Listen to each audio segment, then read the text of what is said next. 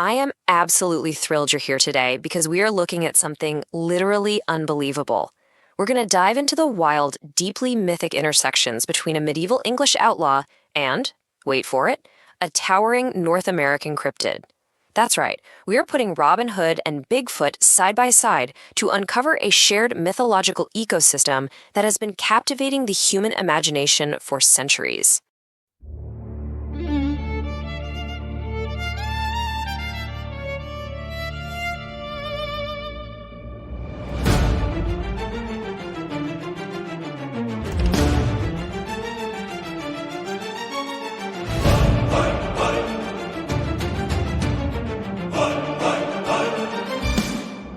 So let's just address the elephant, or I guess the ape man, in the room.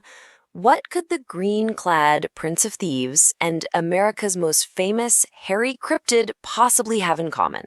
I know, it sounds totally crazy at first glance. On the surface, they seem worlds apart, right? But as you'll see, this pairing is actually deeply rooted in historical folklore, and when you peel back the layers, their similarities are just striking. Get a load of this quote from recent reports.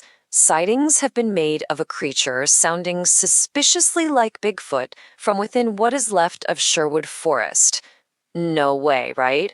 Yes, you heard that correctly. A classic, ancient English setting, the literal home of Robin Hood, is currently playing host to modern cryptozoology. This incredible crossover is exactly what we are going to unpack today. Moving into Section 1, Outlaws and Apemen. You see, both of these figures derive their power, their mystery, and really their entire survival straight from their forest habitats. Whether we're talking about the towering, misty pines of the Pacific Northwest or the ancient twisted oaks of Nottinghamshire, the deep, impenetrable woods serve as their ultimate shared ecosystem. The forest isn't just a backdrop here, it's basically the main character. Which brings us to Section 2, Traits of the Forest. Honestly, the shared DNA between the two is just striking.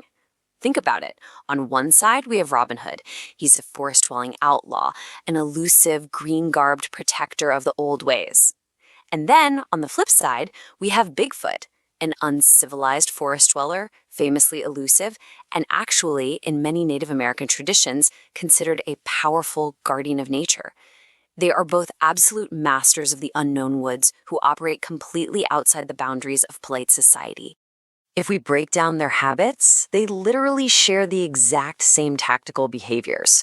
We're talking sudden, completely inexplicable disappearances. They both effortlessly evade massive, organized search parties.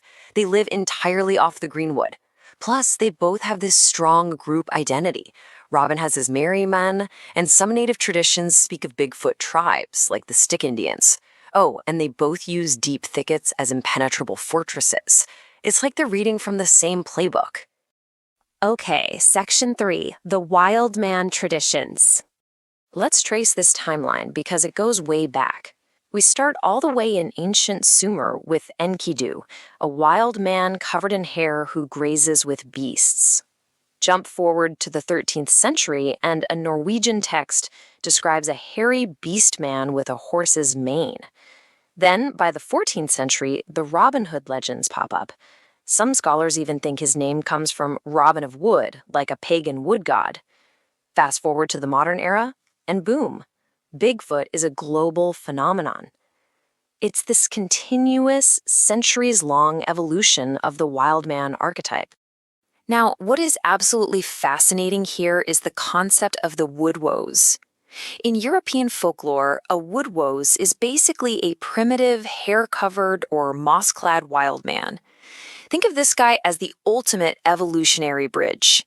He perfectly connects the hairy, ape-like Bigfoot we know today to the green-clad Robin Hood of medieval ballads. It's literally the missing link between man and monster. And right alongside the Woodwose, we have the Green Man. This is an ancient archetype of rebirth and nature, usually carved into medieval churches as a face just spewing out foliage. So Robin Hood's famous green camouflage, it isn't just some tactical choice for hiding from the sheriff of Nottingham. Actually, Scratch that, it is tactical, but it's also a direct mythic inheritance from the Green Man. It ties Robin right into the earth itself. Moving on to Section 4, Sherwood's Hairy Secrets. I'm telling you, the Robin Hood texts are absolutely crawling with cryptozoological undertones. We already mentioned the whole Robin of wood god connection, but then you have the merry men acting as this elusive tribe of forest guardians. You've got enemies disguising themselves as terrifying beasts just to survive in the woods. And, fun fact, Nottinghamshire is famously riddled with unexplored underground caves. I mean, what a perfect hiding spot for an outlaw or a cryptid, right? Just look at this incredible description from the original ballads. This is about Robin's enemy, Sir Guy of Gisborne. It says, "From his head to his feet he was clad in a horse's hide. The ears whereof stuck up like those of a rabbit, the hairy skin likewise." This brilliantly shows how Guy literally had to dress up as a terrifying, hairy beast just to survive and intimidate people in Robin's territory. He had to become a monster to hunt a legend. But, we have to look at the modern context, too. As sightings of a Bigfoot-like creature in modern-day Sherwood Forest gained traction, the visitor center manager there offered this completely logical and honestly pretty hilarious explanation. He said, "I think its existence is highly unlikely. We have one eccentric who wanders around wearing part of a tree on his head, so they might have spotted him." It's such a great reminder of how folklore and reality just constantly blur together in these ancient places. Let's jump to Section 5, Masters of Liminal Spaces. Okay, let's define this concept really quickly. Liminal zones are those transitional boundary spaces. We're talking streams, bridges, gates, the edges of the woods. In folklore, and even in modern paranormal research, these are magical no-man's lands where uncanny disappearances happen all the time. These are the spots where the normal rules of reality, and definitely the reach of law enforcement, just simply stop working. When we compare the two, it's wild how both legends exploit these zones. Bigfoot is frequently reported disappearing in a flash right at the edge of the woods, which sparks all those crazy theories about localized dimension shifting. Robin Hood does the exact same thing. He vanishes into deep thickets and specifically ambushes travelers at narrow bridges and streams. Cryptid vanishing trick or outlaw melting into the brush? Either way, they're both using liminal geography to turn into ghosts. And speaking of bridges, think about this specific encounter from the lore, where Robin meets Little John. They face off at a narrow bridge over a stream. Classic liminal zone, right? Robin is confronted by a stranger who is, quote, nearly 7 feet high. He is quite literally facing off against a giant of a man in a boundary space. It totally echoes that primal archetype of humans encountering towering, wild forces in the deep woods. Which brings us to our final section, Section 6, Two Sides, One Myth. So the core psychological reason why these legends persist really boils down to this.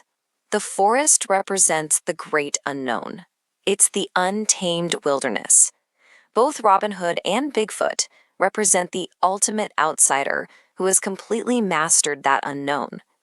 They are manifestations of our primal respect for, and, let's be honest, our deep fear of, the wild spaces just beyond our cozy, civilized borders. To bring this whole thing together, both of these figures represent absolute freedom from societal laws. Both use the forest as an impenetrable, magical shield against the outside world. Both are born directly from the ancient wild man archetype. And amazingly, both continue to generate modern sightings and legends today. Robin Hood and Bigfoot aren't just kinda similar, they are functional equivalents in the human imagination, serving the exact same mythological purpose. So I'm gonna leave you with this final provocative thought. Are Robin Hood and Bigfoot really just two reflections of our deep, primal need for a wild man? The next time you look out into a dark, quiet forest, ask yourself what's really hiding in that thicket. Is it an outlaw, a monster, or is it just a reflection of our own untamed imagination?